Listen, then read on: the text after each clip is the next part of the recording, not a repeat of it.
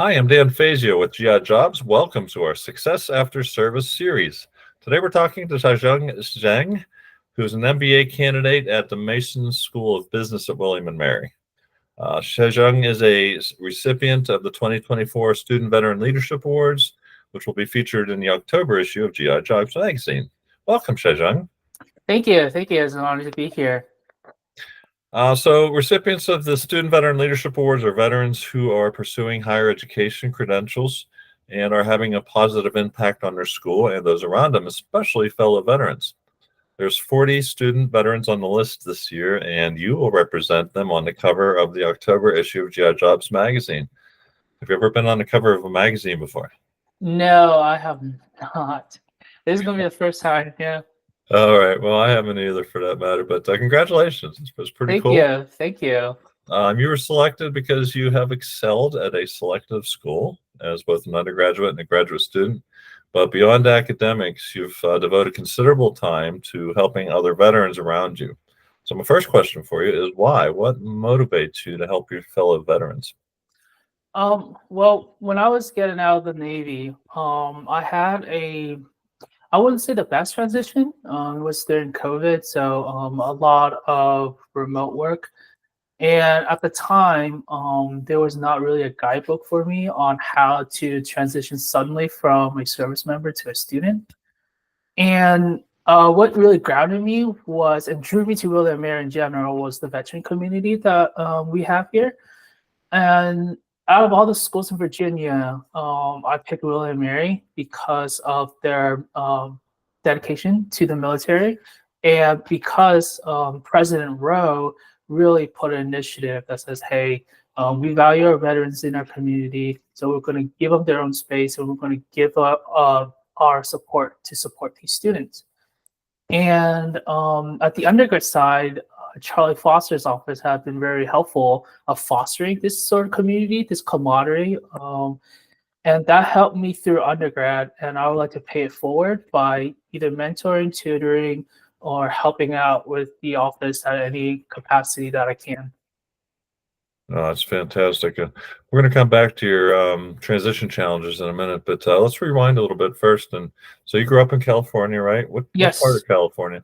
So I grew up in the South, San Francisco Bay. So think of Cupertino, San Jose, Mountain View. So the heart of Silicon Valley. That where my family immigrated to. Okay. And what inspired you to enlist in the Navy? Uh, well, um, I was kind of bored during my first trip to undergrad. I was sort of restless, directionless. I have an idea of what I want to do, but that idea keeps changing, so it was really nebulous. And what drew me to the Navy is I felt like it gave me a sense of consistency, and also I was exploring career opportunities at the time. So I felt like the Navy would be a great place um, to get more experience on the field and to see if these career choices are right for me. Initially, I wanted to become a nuclear machinist mate, so working on nuclear reactors. I was going through an engineering school at the time, and I thought, well, so I either thought nuclear chemistry or nuclear physics would be a great fit for me. However, that process took too long, so I opted for corpsman instead and see if medicine is the right fit. And initially, I really loved it. So I got a lot of experience in the medical field, get to mainly focus on surgeries, which is what I wanted in the first place. And so I would say overall, it was a great experience. Got exposure to the medical field, came out knowing what I want to do and what I don't want to do. And also, the GI Bill is a great plus. Yeah. Okay. So you were a hospital corpsman. Hmm. You got out in 2020. Yes. What was your exit plan? What did you decided? You mentioned you knew what you didn't want to do, and you knew what you wanted to do. So what was your direction at that point? What was your plan? So initially, when I was getting out, would sort of want to do something medical related, but medical adjacent, but not as a practitioner. What I saw is that in medicine, especially as a physician, you're working with one patient at a time, so your scope is really limited, and the amount of time invested into one patient is quite long. Because you think about it, like, right? So, for example, if you're coming for something with surgeries, you're already seeing the physician probably a few months prior to your procedure with all the tests and diagnostics. And then once you have the procedure, then you have follow up, post surgical care, and that lasts for maybe 6 months to a year, depending on the procedure done. So you're going to see that patient for a little over a year and a half, and you're not just one patient, and there's only so many hours a day. So I feel like I could pivot and maybe influence medicine on healthcare through the policy side or the financial side. And that's when I switch and say, okay, medicine might not be for me, but maybe something that can influence either these two levers might be. So that's why I went to pursue the MBA program. Gotcha. But first, you went as a chemistry major to William and Mary. Yes, I was. So William and Mary is a selective school. Why did you kind of alluded to why you went there, but were you daunted by the challenge of even getting into such a selective school? No, I don't think so. I'm pretty confident in my academics. Um, and not to toot my own horn, but I got into all the schools that I applied to when I was getting out, so I didn't really feel like it was going to be a challenge. I know the adjustment and maybe the coursework might be, but no, applying and throwing my name out there, I don't think it was. Okay. But the transition part of it was a little bit challenging. But did that surprise you at all? Were you prepared for, coming out of the military, going to school at a civilian campus? Did you foresee having any issues adjusting? I did, but I might be just fooling myself because, like, I know what the problem is, but I was not prepared to face the problem, if that makes sense. So, getting out, so my peers at the time were undergrad. So, depending on the class I was taking, it's probably like 18, 19, 20-year-old students.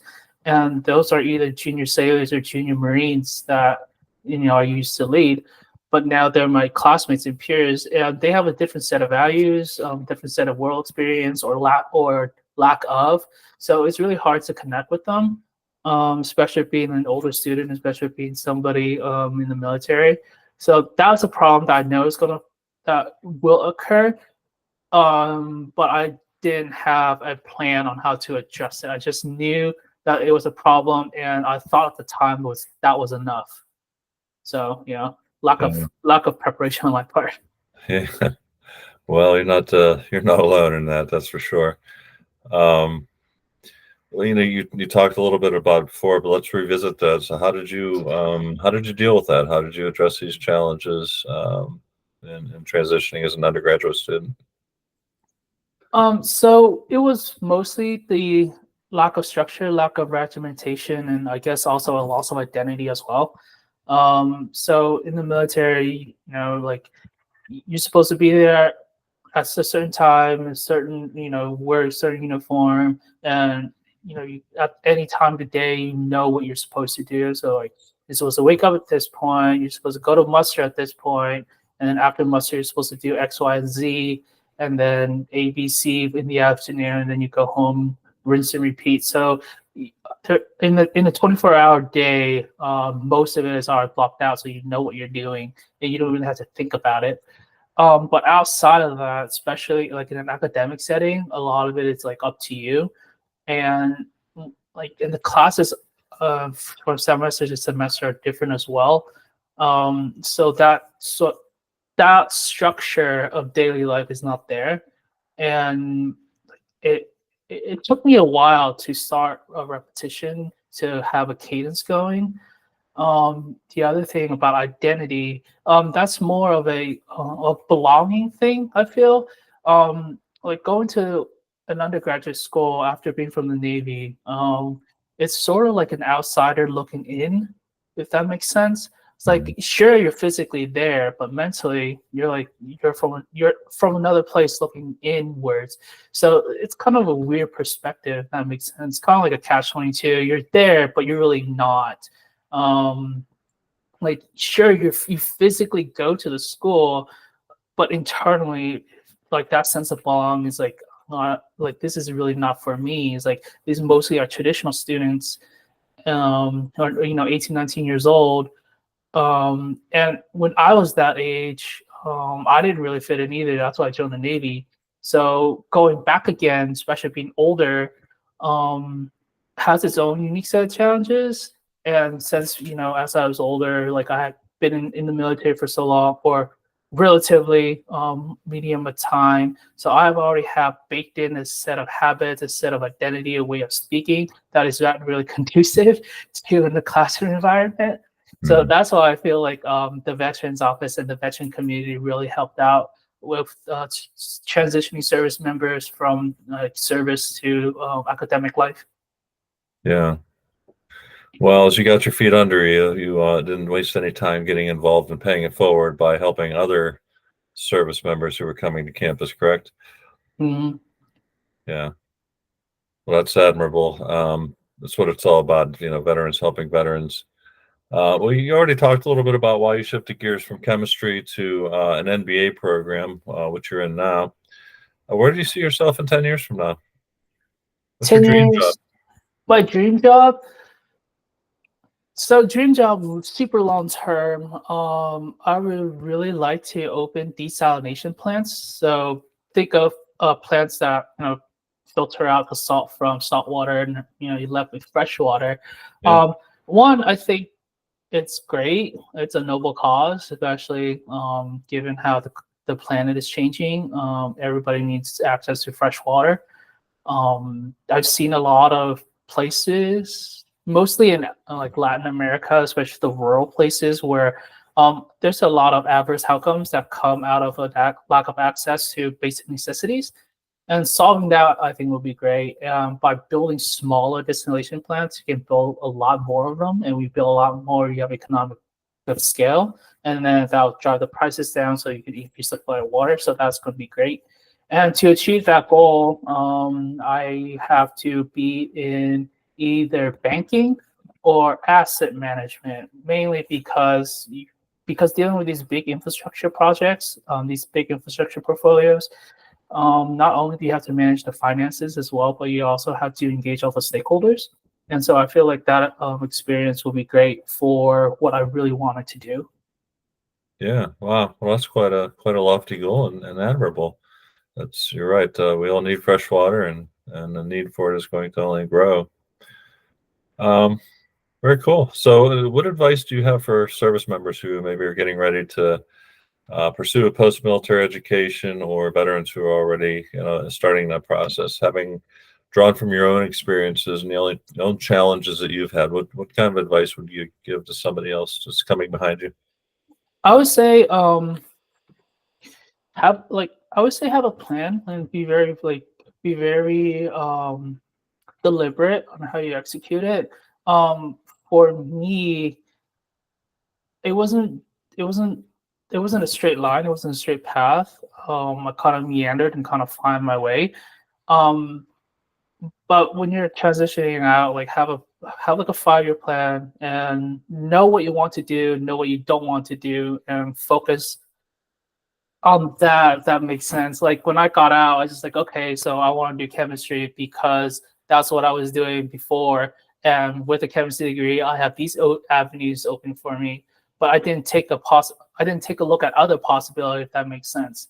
Mhm. So even though I have an idea of what to do, I didn't really plan it out. I didn't structure the plan. I didn't like I what I okay, this is hard to articulate, but what I usually do is I usually set up like an experiment. So, for example, when I was getting out, I'm going to say, okay, my null hypothesis is that I want to study chemistry.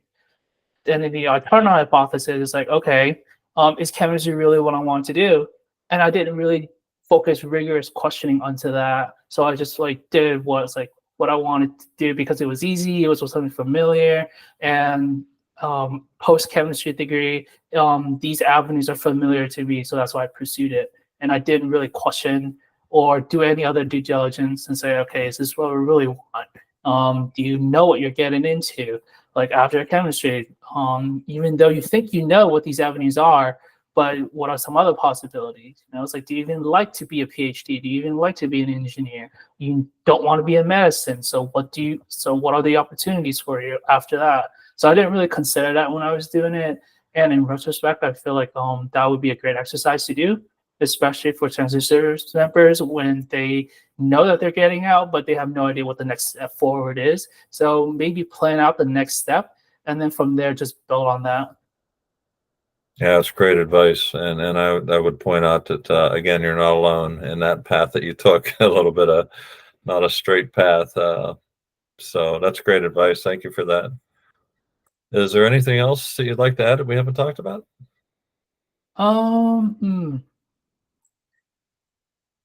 No, like yeah, I think it's pretty well thought out interview. I really enjoyed it. Okay. Well, we sure appreciate you taking the time. I'm sure you're very busy. Congratulations once again, and thank you for all that you do for your fellow veterans. Oh yeah, thank you for the privilege. Okay. Take care. Yep, thank you. Bye bye.